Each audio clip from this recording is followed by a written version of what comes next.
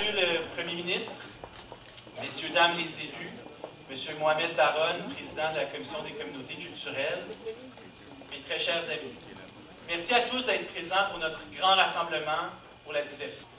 Notre objectif avec la rencontre d'aujourd'hui, c'est témoigner aux Québécois, peu importe d'où ils viennent, peu importe leurs caractéristiques, peu importe la couleur de leur peau, peu importe leur nom, qui sonne bizarre ou non, qu'on va travailler ensemble pour porter le Québec. Parce qu'on est vraiment un parti qui est basé sur des valeurs historiques. On a célébré nos 150 ans cette année, mais on veut se projeter dans le futur. Puis ce futur-là, on va le construire ensemble. Je vous invite à vous réunir. C'est le premier événement d'une série d'événements qu'on va faire qui vont nous amener vers la prochaine élection. Et je vous invite à vous impliquer directement dans notre campagne. Je vous invite à prendre action. Ici, on est aujourd'hui pour vous réunir, pour vous entendre. On veut vous écouter, on veut échanger avec vous. On veut changer votre quotidien, puis changer le quotidien de vos familles. On l'a fait dans le présent mandat. On a promis qu'on allait créer 250 000 emplois. Puis devinez quoi? On est à près de 238 000 à ce point-ci du mandat. Donc, on fait ce qu'on a dit qu'on allait faire. On va continuer ce qu'on a dit qu'on allait faire.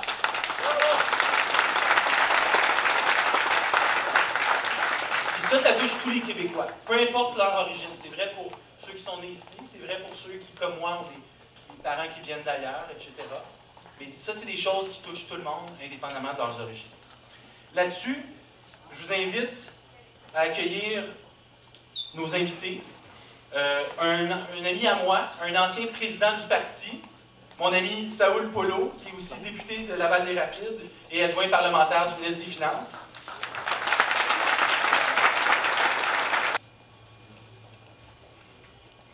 Bonjour tout le monde. On m'entend? Oui. Donc, on voulait absolument que je commence.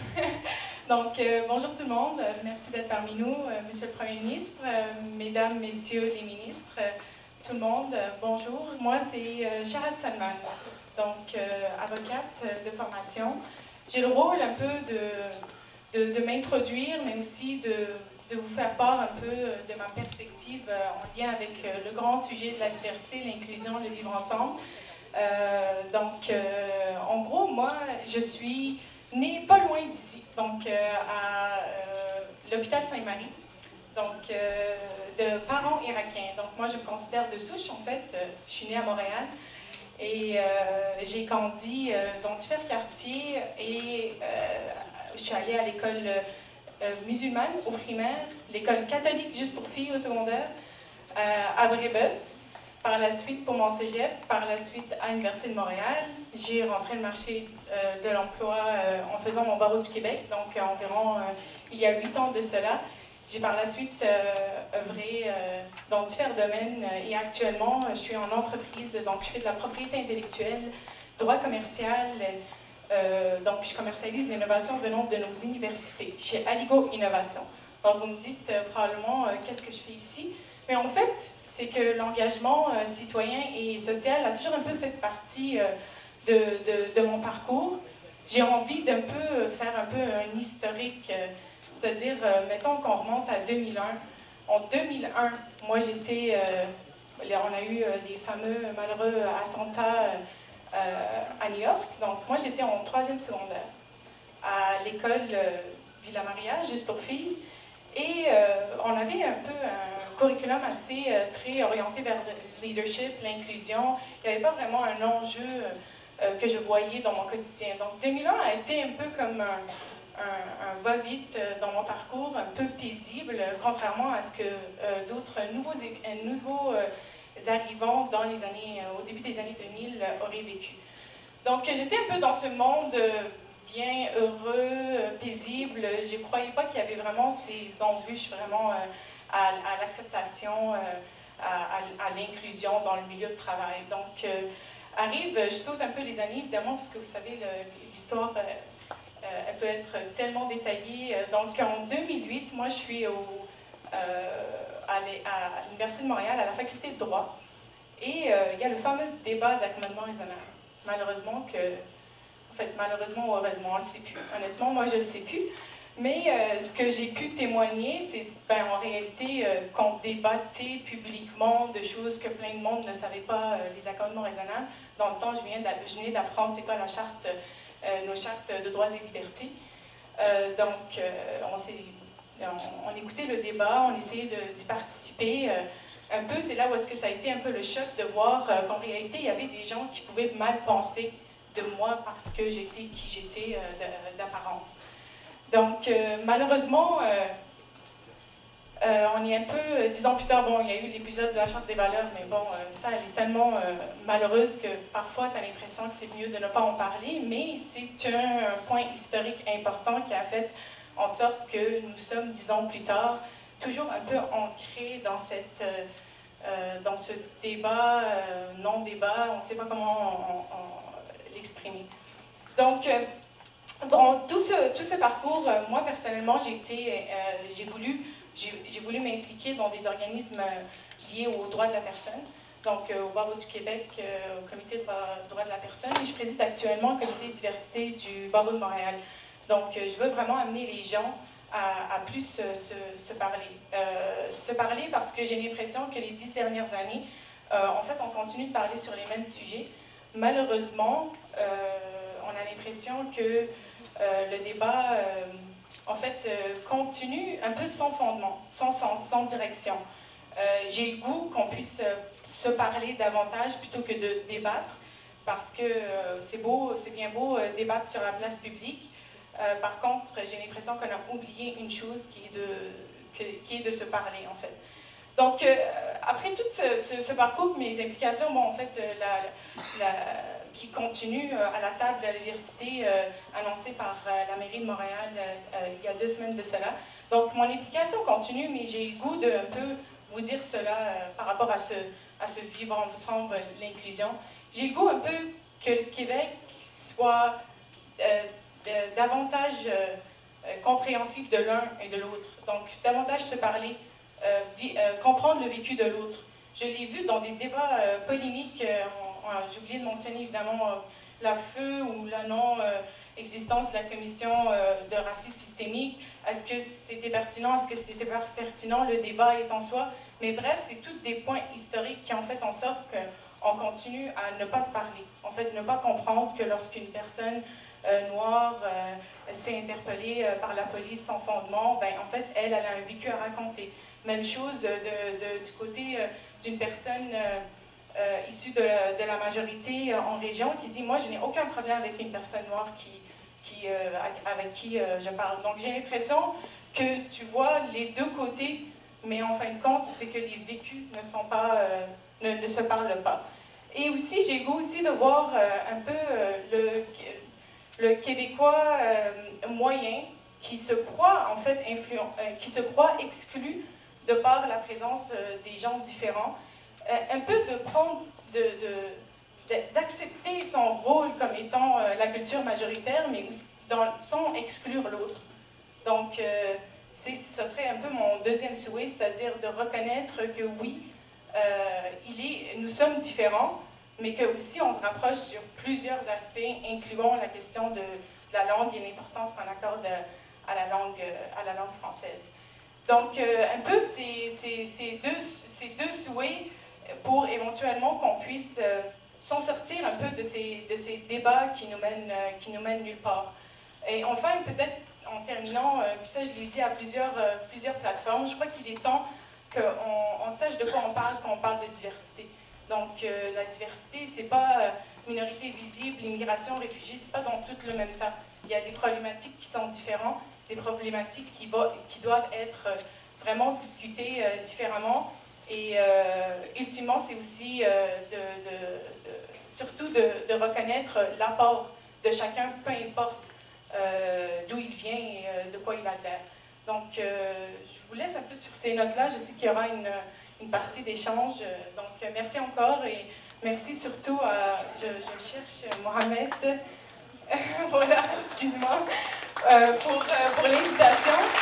Et cette plateforme, c'est la mienne et c'est la vôtre aussi, donc profitez-en. Merci Shahad, merci Mohamed, Monsieur le Premier ministre. En fait, tous les collègues et toutes les personnes présentes. Je dois dire que Shahad et moi, on s'est côtoyés sur le comité exécutif de la CRE de Montréal il y a peut-être 5-6 ans de ça. J'ai pu témoigner à ce moment-là de sa capacité intellectuelle et de sa grande capacité à résumer là, les enjeux et à bien. Et à l'époque, c'était sur les jeunes que tu portais cette parole-là au sein de la CRE. Et regarde, aujourd'hui, tu continues à porter ce message-là d'une autre façon. Alors, félicitations. Alors, bonjour à tous. Merci, Mohamed, de m'avoir invité. Antoine également pour ta présentation. Écoutez, je vais vous faire un bref historique de mon parcours, mais je vais aussi vous expliquer, parce qu'Antoine l'a mentionné, ce rassemblement, c'est aussi une façon pour nous tous de se rappeler quels sont les enjeux et pourquoi on s'implique, pourquoi on s'identifie au Parti libéral, pourquoi on s'implique au Parti libéral et pourquoi les enjeux actuels et le positionnement de notre parti sont un élément de motivation pour nous aider justement à accompagner tous nos collègues candidats à bien défendre le message, à bien le répéter et surtout à gagner les prochaines élections. Moi, un bref historique, je suis moi-même immigrant, arrivé au Québec à l'âge de 6 ans, originaire de la Colombie. J'ai fait toute mon éducation en français jusqu'au HEC, par la suite à McGill. J'ai travaillé 12 ans dans le secteur financier et j'ai décidé en 2005 de prendre ma carte de membre à l'invitation d'un ancien collègue candidat, je devrais dire candidat en 2003 de M. Couillard, William Aguilar, qui s'est présenté pour le Parti libéral dans le comté de Gouin. William, originaire aussi de ma communauté, m'a invité à devenir membre du parti. Et la première fois que j'ai mis les pieds dans un local électoral, parce que ça s'est passé ici dans Outremont, Hélène, je ne vois pas Hélène David parmi nous, Hélène est dans le fond, c'est lorsque M. Bachand s'est présenté pour la première fois en 2005 lors d'une élection partielle dans un local électoral ici, autour du coin sur Côte-des-Neiges. Et à partir de là, j'ai retrouvé une famille élargie, une famille où les candidats, les députés, les militants, le staff, les employés, on se tient solide, on travaille ensemble, on se respecte mutuellement et on partage ces valeurs-là. Et dès le premier jour, j'ai développé ce sentiment d'appartenance envers notre famille politique.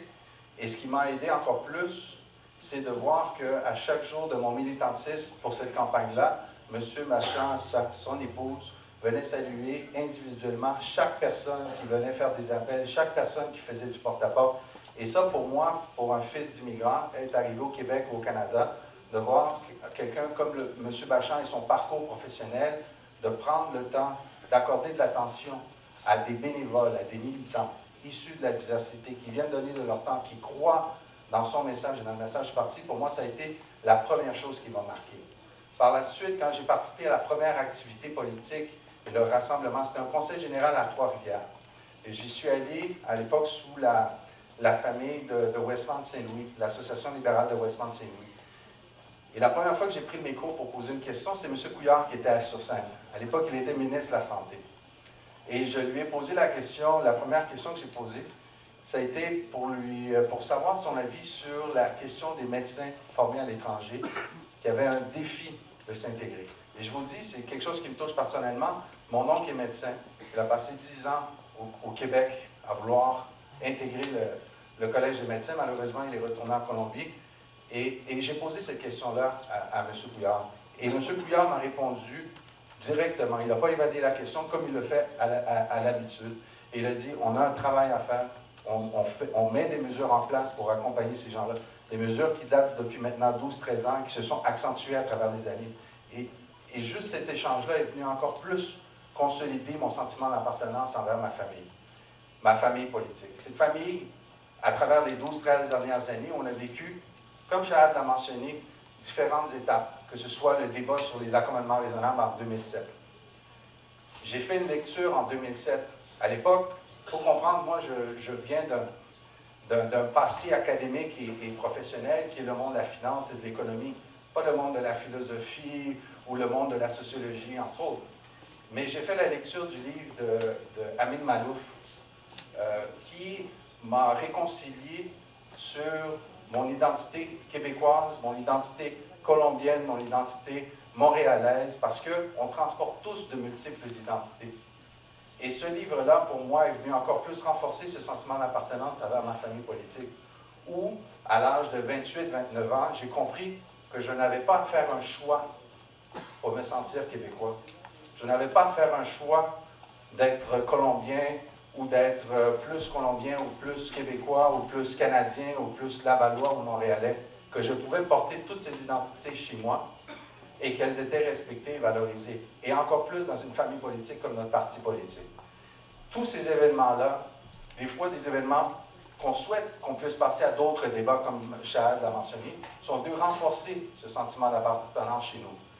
D'autres événements, comme en 2013 sur l'épisode de la Charte, où la position claire prise par M. Couillard de dire non, nous, ce qu'on va faire, c'est qu'on va défendre les droits fondamentaux, les droits individuels, de s'exprimer, d'exprimer notre foi, comme aussi de ne pas exprimer notre foi. J'avais cette discussion-là avec Rita DeSantis, ma collègue, juste avant de descendre. Notre position, elle est claire, et elle est logique, et elle est surtout cohérente. Notre position, et ça me réconcilie encore plus, c'est de défendre les droits de chacun, de s'exprimer ou pas, de porter des signes religieux. Et pourquoi je fais cette analogie? Hier matin, à l'école Mont-de-la-Salle, il y avait un débat, une discussion sur les multiples identités. C'était les secondaires 5 de Mont-de-la-Salle, qui est une école secondaire dans ma circonscription à Laval-des-Rapides. Mais il y avait également un groupe de secondaires 5 de Deux-Montagnes et de Oka qui étaient présents. L'objectif était de réunir des jeunes de 16-17 ans pour les inviter à élaborer des textes d'opinion sur qu'est-ce que l'identité québécoise représente pour eux à partir de réalités très différentes. Et à la fin, il y avait une période d'échange. Et quelque chose qui m'a beaucoup marqué et qui vient justement de cette position de notre chef, de notre parti politique, de ces valeurs qu'on partage entre nous, c'est une jeune de secondaire 5 qui s'est levée, qui porte le voile. Et qui m'a posé la question, M. Polo, depuis une semaine, nous avons un débat qui revient en avant-scène. Qu'est-ce que vous en pensez? J'ai dit, moi, mon obligation, mon devoir, et c'est la raison pour laquelle, non seulement je me suis impliqué en politique, mais pour laquelle j'ai accepté l'invitation de M. Couillard à être candidat et aujourd'hui député. Et j'ai ce privilège parmi 125 députés, c'est de défendre ton droit, de porter ou de ne pas porter ton signe religieux, d'exprimer ta foi, mais c'est surtout de défendre ta vision de ton avenir si un jour tu décides d'être policière, juge ou quelconque fonction que tu souhaites obtenir dans le futur. Et tous les jeunes dans l'audience ont applaudi. Parce que ces jeunes-là, comme Shahad l'a mentionné, pour eux, ce débat-là est devenu un débat stérile. Ces jeunes-là se projettent dans l'avenir sur d'autres sujets, sur d'autres enjeux qui les intéressent. L'environnement, l'éducation, le développement économique, la mondialisation, la culture. C'est ça qui les intéresse, les jeunes. Alors nous, notre devoir, et c'est ce que M. Couillard nous motive, c'est ce que également Carlos Letao, à travers le dernier budget, a démontré, tous les collègues membres du Conseil des ministres, c'est ce qui nous motive justement à créer et à développer cette position de notre parti politique, de notre formation, de notre famille, à justement présenter cette vision du Québec de demain, cette vision du Québec d'aujourd'hui, ce Québec moderne, ce Québec inclusif, dans lequel je souhaite que mon garçon, fils d'un immigrant colombien, mais également fils d'une fille d'immigrante syrien, puisse justement ne pas avoir à faire son choix et avoir à décider entre son identité d'un parent ou de l'autre, ou avoir à renier son passé. Alors, moi, ce que je peux vous dire, c'est que notre formation politique, c'est celle qui représente le mieux cette vision. Parmi les accomplissements que j'ai, parmi les travaux qu'on a mis en place, et pour lesquels j'ai le privilège aujourd'hui de pouvoir travailler concrètement, je le mentionnais à M. Couillard également, c'est par exemple le programme Interconnexion. Qui connaît ici le programme Interconnexion à Montréal? Levez la main, plus ou moins. Bon, il y a quelques personnes ici. C'est un programme qui a été mis sur pied en 2010 par la Chambre de commerce de Montréal, qui souhaite offrir un stage non rémunéré pour les personnes nouvellement arrivées au Canada depuis 5 ans au moins. C'est un programme qui cherche à jumeler également des personnes immigrantes avec des mentors également, pour aider à pallier ce manque de mentorat ou le manque de réseau professionnel. Mais grâce au travail de lobby et grâce à l'écoute du ministre des Finances, la Chambre de commerce de Laval, avec un organisme lavallois, va mettre sur pied le même programme à Laval. Donc, c'est ce privilège-là, aujourd'hui, que j'ai, de représenter non seulement mes concitoyens, mais aussi d'amener cette réalité de la diversité au sein du caucus, au sein de notre famille politique, et de continuer à trouver des solutions pour que, justement, on offre ces opportunités égales pour tous les Québécois. En terminant, j'aimerais vous dire que le courage et la vision ambitieuse de notre premier ministre m'a toujours motivé. Je ne vous l'ai jamais raconté, M. Couillard, mais je vais vous raconter cette anecdote aujourd'hui devant tout le monde parce que M. Badouri, levez-vous M. Badouri, s'il vous plaît, c'est le père de Rachid Badouri, l'humoriste québécois. Un autre frère produit québéco-marocain, c'est bien ça? Québéco-marocain. Vous avez de quoi être fier de votre fils, lavallois également. Monsieur Couillard, le mercredi d'une semaine au mois d'octobre de 2014, suite aux attentats qui ont eu lieu à Saint-Jean-sur-Richelieu, vous avez adressé la parole à tous les collègues élus à l'Assemblée. Vous avez dit, c'est notre devoir, notre responsabilité de travailler pour un meilleur vivre ensemble et d'aller tendre la main envers tous les Québécois pour éviter la stigmatisation. Vous allez sûrement vous en rappeler. Et moi, ces paroles-là m'ont marqué. Et M. Badouri et Rachid Boudaoui, qui est à côté, peuvent vous le confirmer. Quand je suis revenu de Québec cette semaine-là, le vendredi, je me suis dirigé à la mosquée et je suis allé porter ce message-là pour justement éviter la stigmatisation, pas juste de la communauté musulmane, mais de tous les immigrants qui, des fois, dans des malheureux incidents comme ça, peuvent se sentir rejetés par la société ou la communauté en général. Ce message-là, je continue à le porter avec grande fierté aujourd'hui, et c'est la raison pour laquelle non seulement je suis fier d'être député, mais surtout fier d'être membre de la famille libérale et sous le leadership de notre chef, M. Philippe Couillard. Bonne journée. Merci.